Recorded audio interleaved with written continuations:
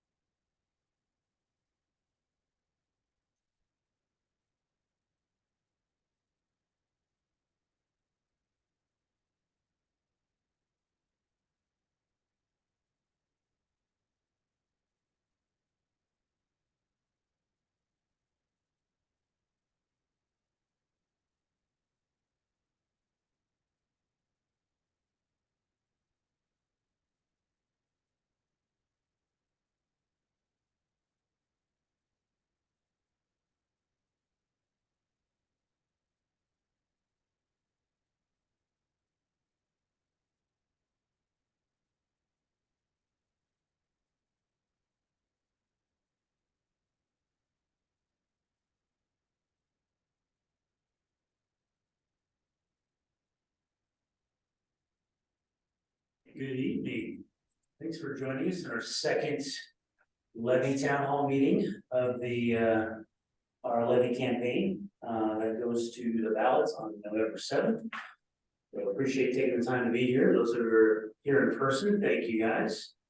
Nothing better to do on a Thursday night. You're gonna go hang out in the district office, ask some questions about levies, get some extra credit.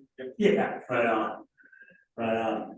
So, and welcome to those that are joining us as well remotely, which I believe is what we're one. All right. Yep. Hi, Leslie. I believe she's muted. Yep, I see Ben. Ben, welcome. Sound check. Can you hear me? Yep, we can hear you. Great. All right, we'll go ahead and get started. So we're gonna watch the levy video first. So you guys will watch a little video here. And then we'll break out into questions. And this will last as long as the questions come or as short as they are presented. So, all right. For more than a century, the Kent School District has provided an excellent education for children. With the help of our community, we will continue this tradition of excellence. There are two critical levies requiring voter approval on the November 7th ballot.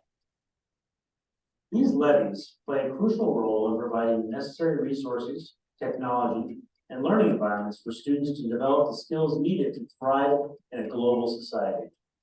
These funds will be used to prepare students to navigate an interconnected world and foster a sense of empathy and understanding for different cultures and perspectives. The Replacement Educational Programs and Operations Levy will provide nearly 15% of the district's funding for all elementary, middle, and high school operations. This levy currently accounts for $74 million in annual funding, including over $40 million in salary costs not funded by the state. This levy funds almost all safety staff. Currently, the state only funds 25% of these employees. The EP&O levy funds nearly 20 positions above state allocations for school health and support services to meet the unique health and social emotional needs of our students. This replacement levy funds 30% of special education, along with highly capable, multilingual, and dual language programs, and supports reduced class sizes. This levy will fund advanced coursework such as advanced placement and international baccalaureate programs. It will fund all athletics and activities for students such as music, art, and drama productions for a well-rounded education. While the proposed EP&O levy funds critical operational costs, the proposed capital and technology levy will provide the majority of health and safety funding over the next 4 years. It will fund upgrades to current alarm systems at every school across the district and HVAC systems to provide healthy air and cooling systems in our schools. Proposition 2 will fund classroom technology tools and infrastructure for teaching and learning so students are prepared for the careers of tomorrow.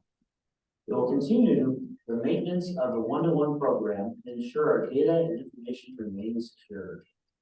This measure will fund critical repairs to boilers and roof replacements, provide new paint and flooring, and pay for new synthetic fields at our high schools. Capital and technology levy would provide preschool programs, along with accessible and inclusive playground equipment at elementary schools.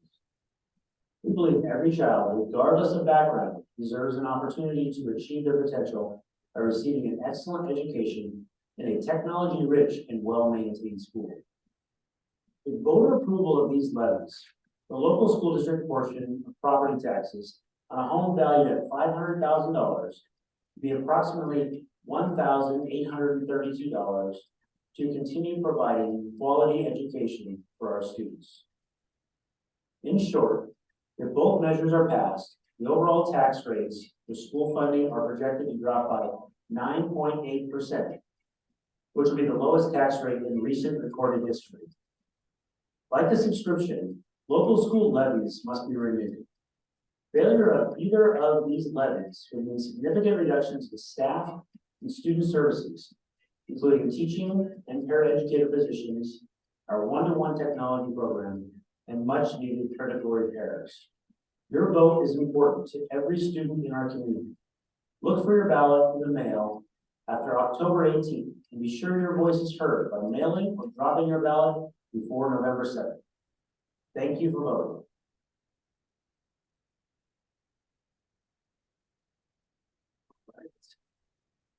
Well, since this is a town hall, we want to make sure we have time for anybody who's joining us online via Zoom. For those 3 students that are sitting right here with us in person. You guys have any questions? We're here to answer any questions, engage in any dialogue, or just sit up here and look pretty, whatever works for you guys. So we'll take questions from those that are here in person. And then we'll take questions from those that are joining us via Zoom. So I was wondering what age you, I think you started to go to that. Oh yeah, mic, sorry. yeah. Should have said that. Yeah, come on up to the mic. So I was just wondering, what age you have to be to vote for this? 18 years old and registered to vote. And then, so it talked about AP courses, would this lower the costs, or what would that do for AP courses? So this doesn't have so much to do with the cost of AP courses, but the ability to offer AP courses. So the Levy funds advanced placement courses, IB, AP, college and high school, things like that. And without having those funds, then the amount of advanced placement courses that we'd be able to offer would be less. That's actually, okay. Okay, Thank you. great, next question. Other questions?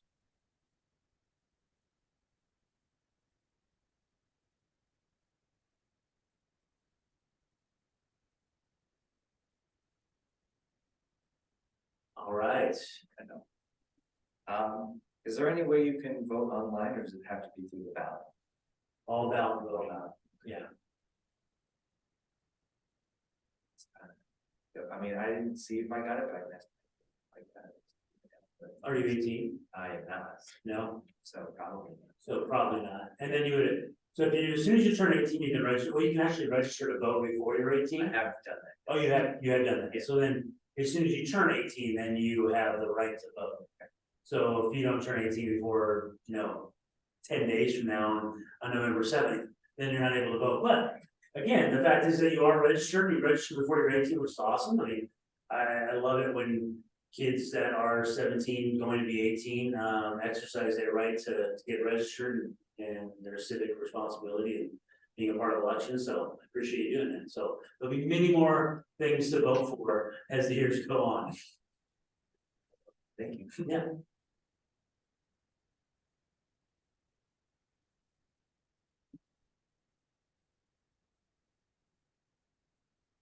All right, we got an honest question. How can I get my ballot? So all ballots are mailed to your home. And so that's the only way you can get your ballot. You can actually go on Key County Election website and track your ballot, so if it has been mailed, you can track it. It's you just go to the election site and then there'll be an option there to track your ballot.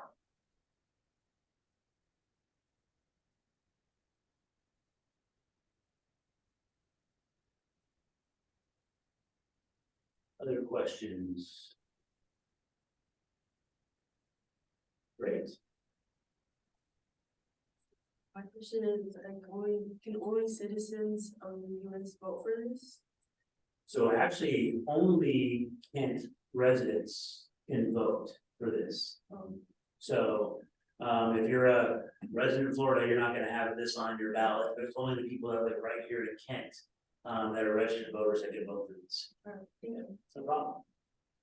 What schools are you guys from? We're all from Catholic. No, well, you can just yell it to me. We're all from Catholic. Can't wait, cool.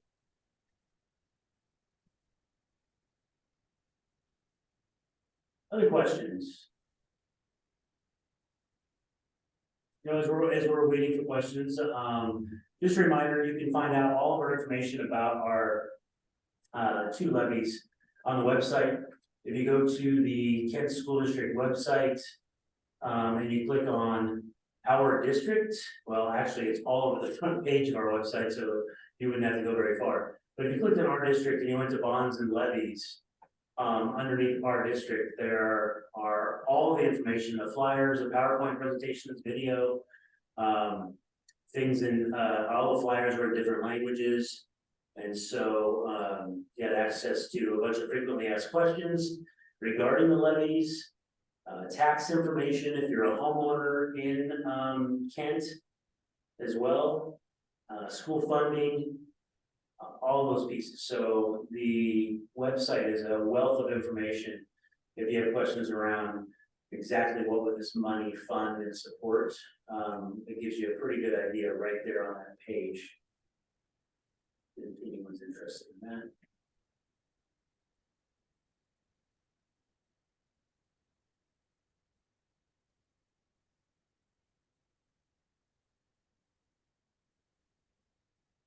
Any other questions?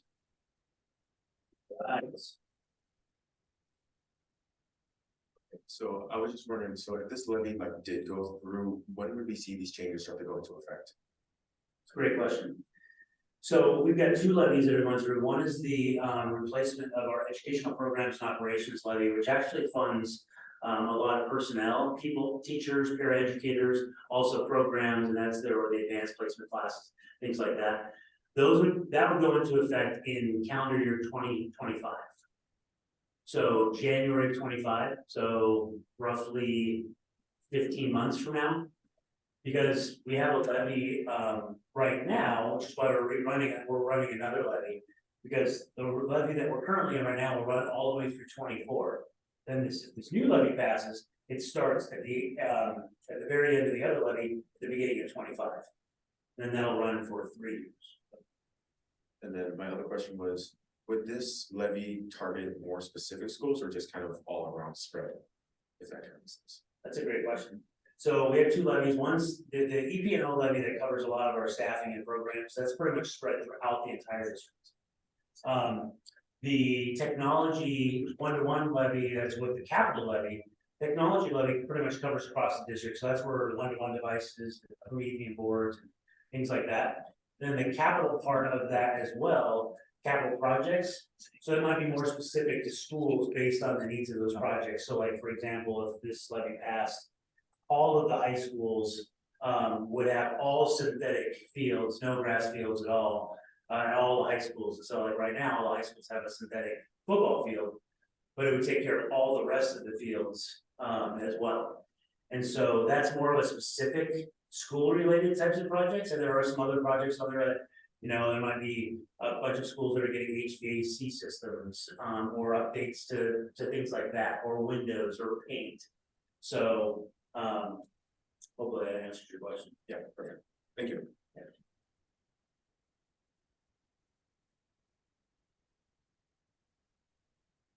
Any other questions online?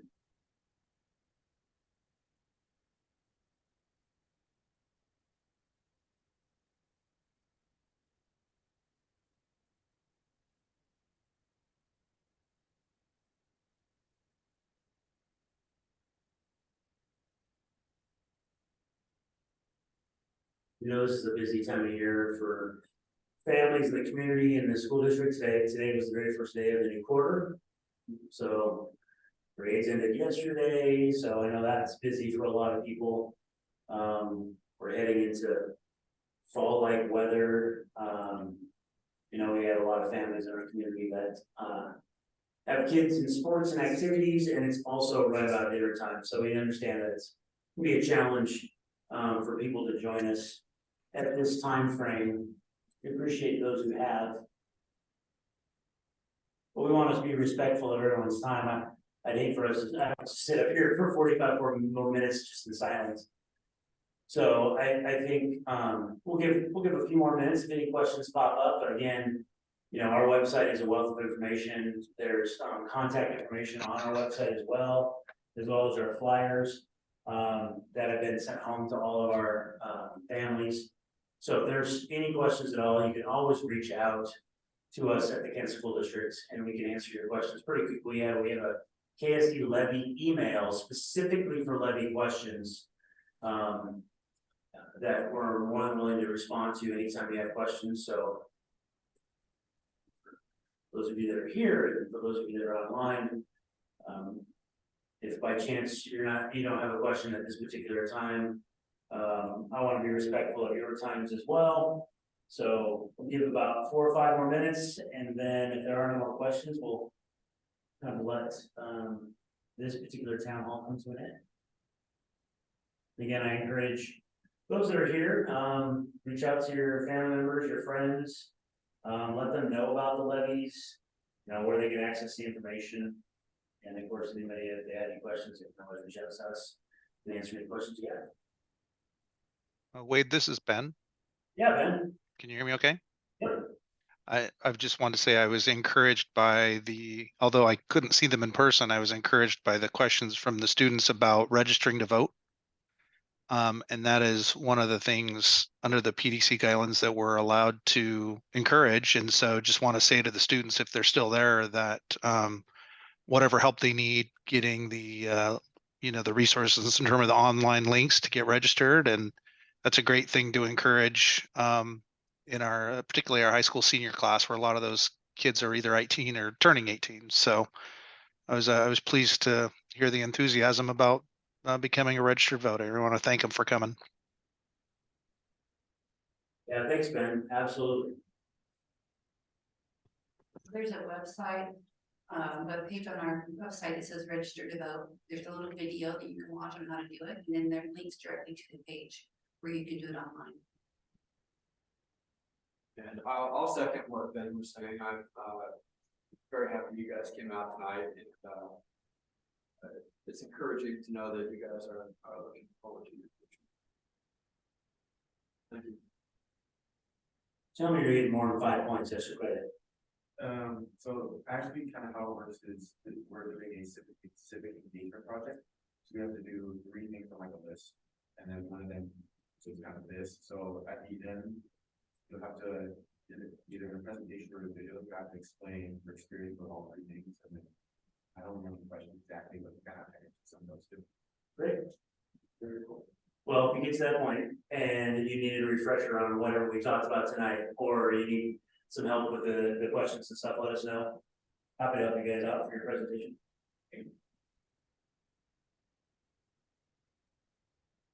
Any additional questions from our 3 Zoom participants this evening?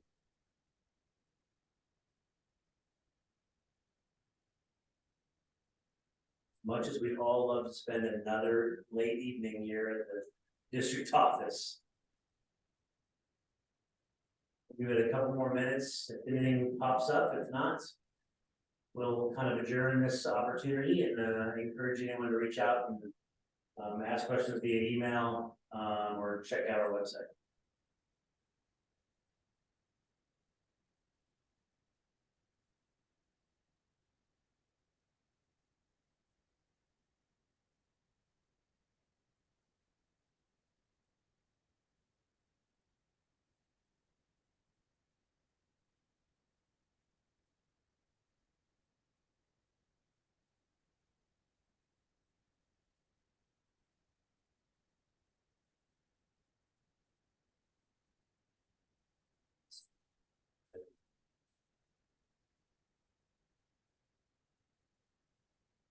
Would be another vote for levies in 4 years, yes. Yeah, if you've been in the Kent School District or any districts for that matter, levies are a major part of the funding support that districts across the state of Washington rely on, because the state doesn't fully fund education.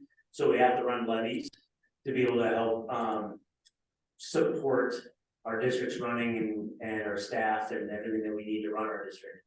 And so we run levies. Sometimes every 2 years, sometimes every 4 years, they can be every 3 years. But that's a great question. So yes, once this goes through, then we will run another levy when this ends. And do the same thing again. That's just, unfortunately, until the state of Washington fully funds education, we'll have to continue doing that. And I know it's a burden on our taxpayers and our community. But that is unfortunately where all the school districts in the state of Washington are at. So, great question.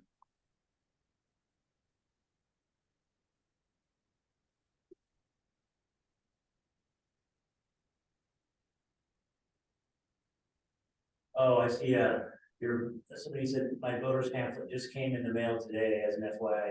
You know, it's really interesting. I got a very small voter pamphlet like 3 days before I got my ballot. And there was like one thing in there, and it had nothing to do with this, our propositions. And then I got our ballots and then voted, and then never ever saw a voter's pamphlet with, the proposition. So if the person that just shared that, if you got a voter's pamphlet today that actually had the propositions in there, with all of the narratives and the resolution stuff, then that's great.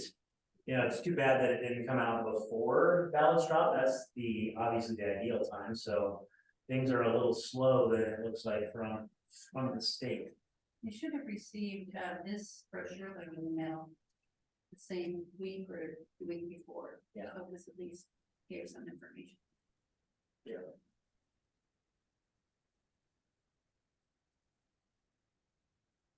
Any other questions? Well, we got our second win there for a second.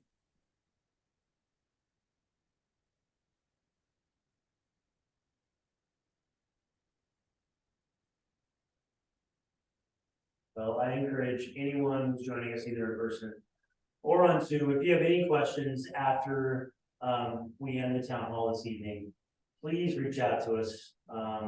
And if you're out there having conversations in your friend circles or your community groups and things like that, please encourage them to just check out our website and the information. Feel free to have a conversation with them about what you may have learned this evening. And if that is all, I'm not hearing any objections, and I think we'll just end our town hall meeting a little bit early, so we can all kind of get back to our families and wrap up this long week, even though it's only Thursday. You guys can get your extra credit in like 22 minutes. Awesome. All right, thank you very much for those of you who joined us on Zoom. Appreciate your time and your questions. Have a great evening. Review, thank you very much for joining us. And good luck with you guys' presentations, and if you need any help, just reach out to us.